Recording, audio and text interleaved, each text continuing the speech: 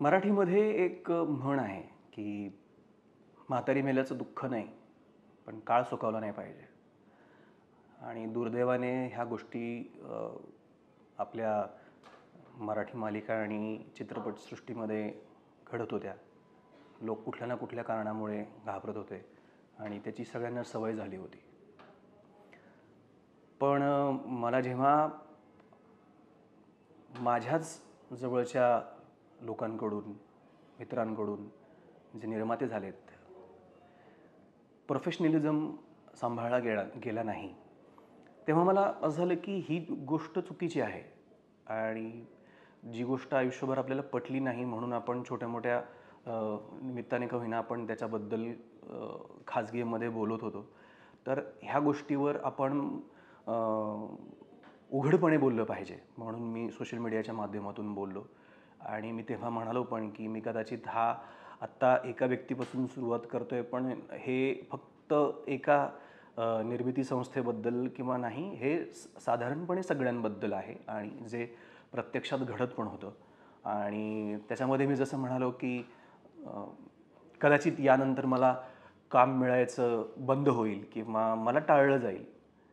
आणि दुर्दैवाने माझ्या बाबतीत हे झालं.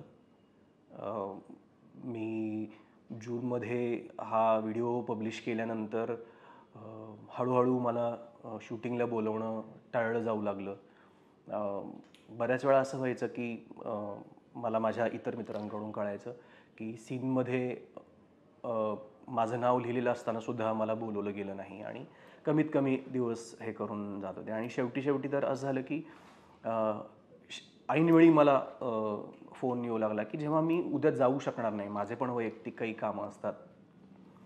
आणि एका म्हणजे मी जे बोलतोय पारू मालिकेबद्दल, तर एका मोमेंटला झालं की मला बोलवणं बंद झालं आणि मला वाटलं की व्यक्तिरेखेला एवढं टाळलं जाते आणि दुर्दैवाने ते मला असं वाटायला लागलं की याचा इम्पॅक्ट हा शंतनू गंगणेला अभिनय करता येत नाही म्हणून मला टाळलं जाते.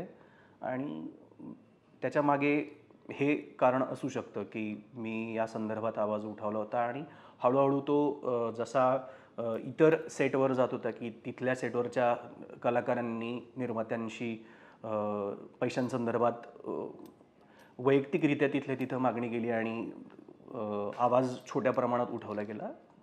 तेच थोड्या प्रमाणामध्ये माझ्या मालिकेतल्या इतर कलाकार आणि तंत्रज्ञांनी पण माझ्यापासून काय म्हणता इन्स्पायर होऊन केलं असं मी पूर्ण म्हणणार नाही, मला त्याचं क्रेडिट नको आहे. पण त्यांना पण ती जाणीव झाली की आपण कोणीतरी या संदर्भात बोललं पाहिजे, म्हणून त्यांनी बोलायला सुरुवात केली.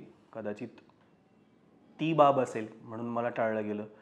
आत्ता त्याच मालिकेच्या अवॉर्ड फंक्शनसाठी एका सेगमेंटमध्ये कुटुंबाचा फोटो काढला जातो.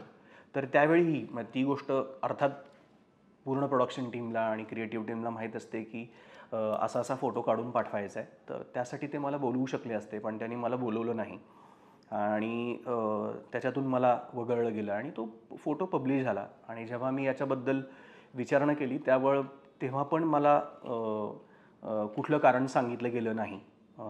जेव्हा की तो फोटो एकदा सोडून 2 वेळा क्लिक केला गेला आणि जेव्हा अधिकृतरित्या त्याच्याबद्दल मला काही सांगितलं गेलं नाही, तेव्हा मला असं वाटलं की असं असण्यामध्ये जिथे आपलं अस्तित्वच नाही आहे, तर त्यापेक्षा आपण नसलेलं बरं.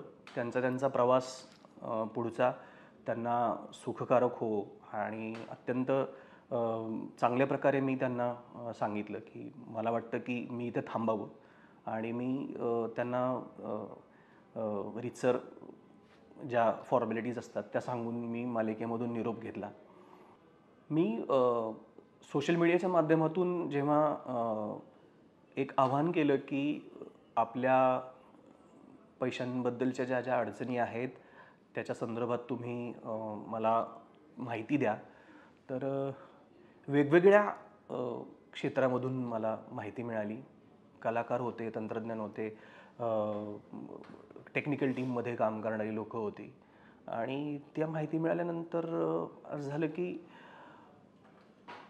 निर्माते किंवा जे कोणी चॅनल आहेत, जेव्हा एखादा विषय घेऊन येतात तेव्हा तो फक्त एंटरटेनमेंटचा भाग नसतो.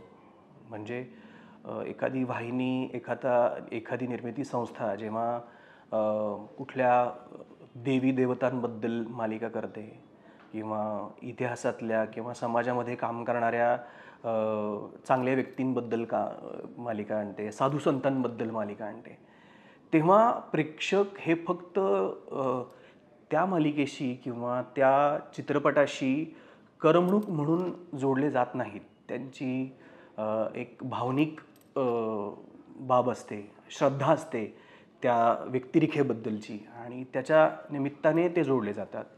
आणि अर्थात लोकांना हे माहीत, म्हणजे निर्मात्यांना हे माहीत असतं की साधारणपणे हा विषय घेतल्यानंतर खात्रीशीर ही जी भावनिकरित्या जोडलेली माणसं आहेत ही आपली मालिका बघायला येतील आणि आपली मालिका चालेल, आपल्याला याच्यामधून फायदा होईल.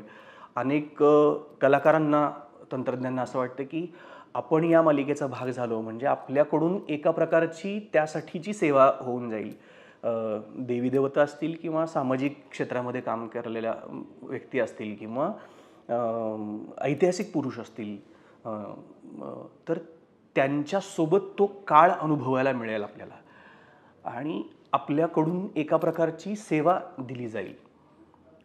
आणि ह्या गोष्टीबद्दल जेव्हा अशा गोष्टीमध्ये जेव्हा या गोष्टी घडतात की लोकांचे पैसे दिले जात नाहीत, लोकांना शूटिंगच्या दरम्यान पण त्रास होतो, तेव्हा मी हे जेव्हा ऐकलं या संदर्भात तेव्हा मला खूप वाईट वाटलं. उदाहरण द्यायचं झालं तर एक मालिका आली ज्याच्यामध्ये जी कैलासवासी सिंधुताई सपकाळ यांच्या जीवनावर होती आणि त्या मालिकेमध्ये जी मंडळी काम करत होती तर त्यांची एका मोमेंटला अशी भावना झाली की सिंधुताईंनी आयुष्यभर ज्या प्रकारे त्रास सहन केला, हालापेष्टा सहन केल्या, तेवढ्याच हालापेष्टा आपल्याला पण ही मालिका करताना येत आहेत. कारण वेळेवर नाश्ता न मिळणं, जेवण न मिळणं, कमी पडणं, राहण्याची, बसण्याची, उठण्याची गैरसोय असणं आणि नंतर पैसे तर खूप उशिरा देणं तर होतंच, नंतर अनेकांचे पैसे दिले गेले नाहीत.